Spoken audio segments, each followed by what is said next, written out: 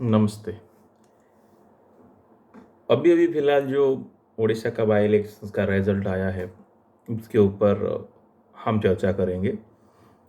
आज का वीडियो थोड़ा बहुत पॉलिटिकल इश्यूज है, इसमें पार्टी पॉलिटिक्स और रीजनल पॉलिटिक्स के बारे में मैं बोलूँगा, जो कि सिविल सर्विसेज के मेंस में सवाल आ सकते हैं, कोई भी स्टेट पीसीएस हो या फिर यूनियन पब्लिक सर्विस कमीशंस की तरफ से। एक एकेडमिशियंस और एक एजुकेटर होते के नाते मैं आपको बताने वाला हूँ कि दोनों में थोड़ा लिखने का स्टाइल अलग है।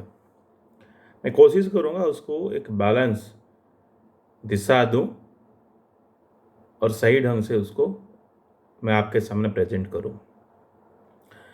जैसे आपको पता है कि उड़ीसा में बाई इलेक्शंस हुआ था और डिक्लेयर हुआ था 10 मई को कर्नाटक इलेक्शन के साथ,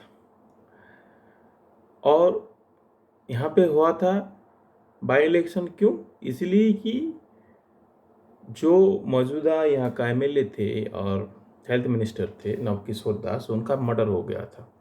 क्यों मर्डर हुआ, कैसे मर्डर हुआ, उसके काफ़ी एपिसोड्स मेरे पास मैंने बनाया है, वो आप डिस्क्रिप्शन में जाकर देख सकते हैं। तो फिलहाल आते हैं मैंडेट पे ऊपर। 2023 बाई इलेक्शंस उड़ीसा झारसुगुड़ा का मैंडेट्स यही बताता है कि दीपाली दास, जो दिवंगत नवकिशोर दास का बेटी है, बीजेडी से इलेक्शन लड़े थे, बीजेपी से टोंकाधर त्रिपाठी और कांग्रेस से तरुण पांडे। बीजेडी का टोटल वोट्स आया है 1,07,198, 107,198। बीजेपी का आया है 58,477। और कांग्रेस का, जैसे दिनों भर दिन कांग्रेस डिजास्टर में जा रहा है और इसका इंटरनल क्राइसिस, कांग्रेस का इंटरनल फ्लेक्सिज्म, उनका strategy management, lack of resources, बहुत कुछ बातें बताता है। और यहाँ फिर जो सेंट्रल उनका पीसीसी है, ऑल इंडियन पीसीसी जो है, कांग्रेस पीसीसी है, वो ओडिशा के ऊपर ध्यान नहीं है उसका। ये ने वॉकओवर दे दिया है, कोई कोशिश ही नहीं कर रहे हैं सही से। विद इन उड़ीसा में डिस्ट्रिक्ट वाइज डिस्ट्रिक्ट वेरी करता है, वो लोग जाते नहीं मैदान पे सही से, एक फॉर्मेलिटीज कर रहे हैं।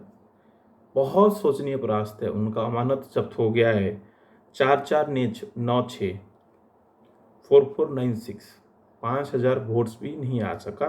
पिछले बार इनका 18,823 वोट था। तो जैसे मैंने बताया 2019 के तुलना में एक तुलनात्मक व्यू में दूं तो नवकिशोर दास यानी कि बीजेडी के पास था 98,620, राज हो गया 7,198। ये काफ़ी बड़ा मार्जिन है। मैंने पहले भी प्रेडिक्ट किया था मेरा एक प्री बाईपुल वीडियो में कि 1 लाख से ज़्यादा जाएगा, वो लगभग सही होने देखा। बीजेपी को थोड़ा राहत है, अगर पिछले बार देखेंगे तो 52,921 से उनको 58,471, तो लगभग 6,000 का वोट्स उनको ज़्यादा मिला है। तो वोट शेयरिंग भी बढ़ा है, इसमें कोई दो बातें नहीं है। और इस ढंग में अगर हम देखेंगे तो दिखा जाएगा कि तरुण पांडे को सिर्फ 4,496 बहुत बुरी तरह से पीट गए, लगभग पिछले बार का 13,000 के करीब वोट से नीचे आ गए। मैंने उस टाइम पे बोला था कि कांग्रेस का अच्छा होगा अगर वो उनका पॉकेट वोट रिटर्न कर पाए या पॉकेट वोट तक कब्जा कर पाए, लेकिन वो भी हो नहीं पाया। तो चलिए, मेरा प्रोजेक्शन था कि 40 से 45,000 वोट से मार्जिन में जीत जाएंगे दीपाली दास, लेकिन वो थोड़ा गलत सा हो गया, वो 3,000 ज़्यादा हो गया। 48,721, यानी बीजेडी का टॉप लीडरशिप बात कर रहे थे कि लगभग 50,000, तो ऑलमोस्ट उनके बात में दम है, सही था। शायद ग्राउंड रिपोर्टिंग्स में कुछ डेटा मुझे सही तरह से मिला नहीं।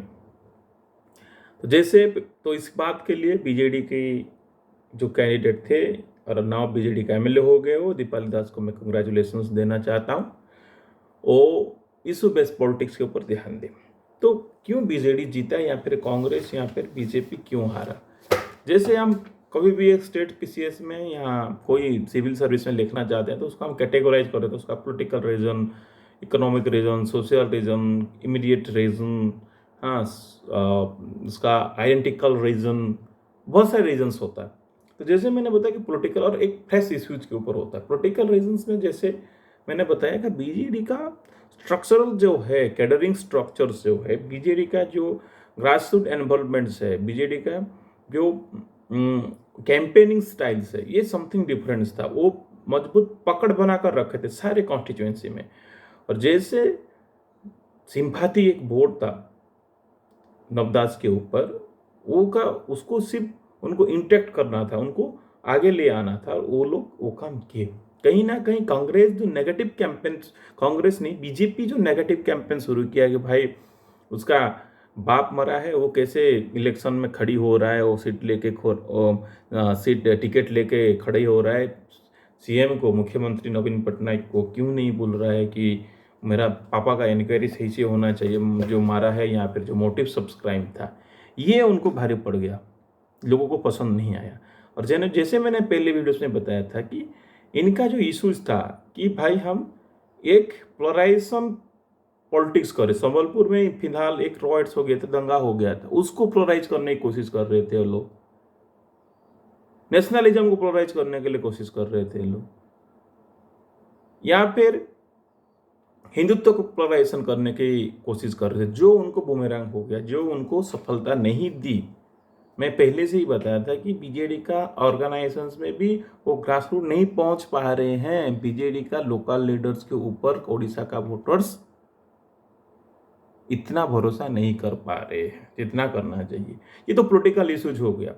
और एक लीडरशिप का इशूज था। लीडरशिप ये है कि नवीन पटनायक एक स्ट्रॉन्ग स्टेबल एक इमेज वाला लीडरशिप है, जो कहीं ना कहीं उनके ऑरा में किसी को शायद आने नहीं देते।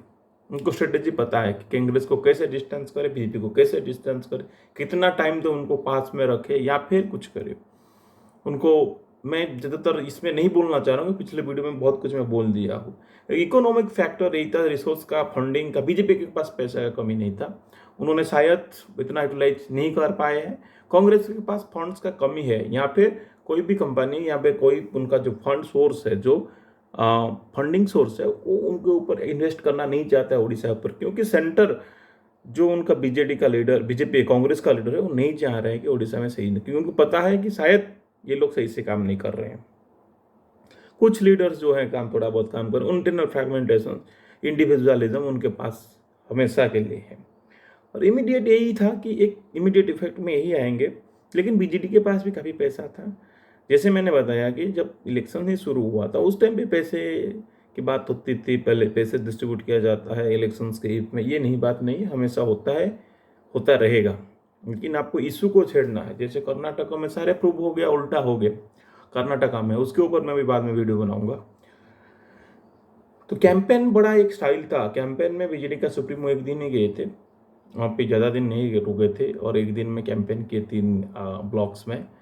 और उनका जो कैडरिंग हुआ है, लीडर्स, वर्कर्स, उनका प्रशंसक जो है, कि ब्लॉक से ग्रास रूट, उनका हाई सेंट्रलाइज है चीज़ें, इसमें कोई दो राय नहीं।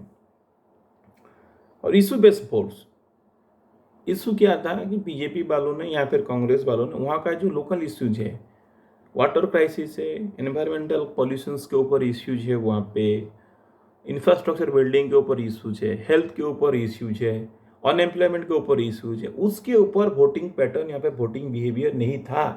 मैं ये बता रहा हूँ कि नॉर्थ इंडियन का वोटिंग पैटर्न, जैसे पिछले 9 साल से हम स्टडी कर रहे हैं, कि वो एक हिंदुत्व और एक नेशनलिज्म, पेटनेशनल और वोट बैंक ज़्यादा बेस कर रहा है। उड़ीसा में आइडेंटिटी पॉलिटिक्स, जैसे कास्ट पोलराइजेशन, क्लास पोलराइजेशन, सब कास्ट पोलराइजेशन, सब रिलीजन पोलराइजेशन, उसमें वोट नहीं था। या फिर डेवलपमेंट के इश्यूज के ऊपर भी वोट इतना नहीं था। वोट था नवीन पटनायक के इमेज के ऊपर, जो आज तक 3rd ईयर्स में वो इंटरेक्ट बार बार कर रहे हैं। वोट था सिंपैथी के ऊपर, नवदास के ऊपर।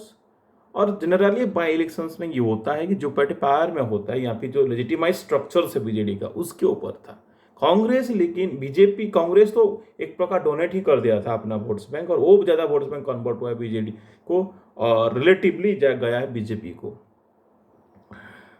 इशू इतना नहीं था वहाँ पे, जैसे लोकल इश्यूज की हम बात कर रहे हैं, कि इशू के ऊपर आज वोट में उसमें 5 से 7 थोड़ा शायद अर्बन वोटर्स में कुछ चेंजेस आया है, जो अर्बन वोटर्स सीधा सीधा बीजेपी को वोट दिए हैं। लेकिन जो महिलाएं हैं, वीमेन वोट्स, मैंने बताया था आपको कि वुमेन सेल्फ हेल्प ग्रुप एक ऐसा institutional delivery system mechanism BJP government ने बनाया है, जैसे स्टेट गवर्नमेंट ने, कि वुमेन को एम्पावरमेंट देने के लिए, उसमें उनको 90 से 95% का वोट बैंक हमेशा जाता है, हमेशा। और ये एक कैंडिडेट वुमेन भी थे। शायद दूसरे पार्टी एक वुमेन कैंडिडेट खड़ा करते तो कुछ और चीज़ें होता, लेकिन इन्होंने नहीं की।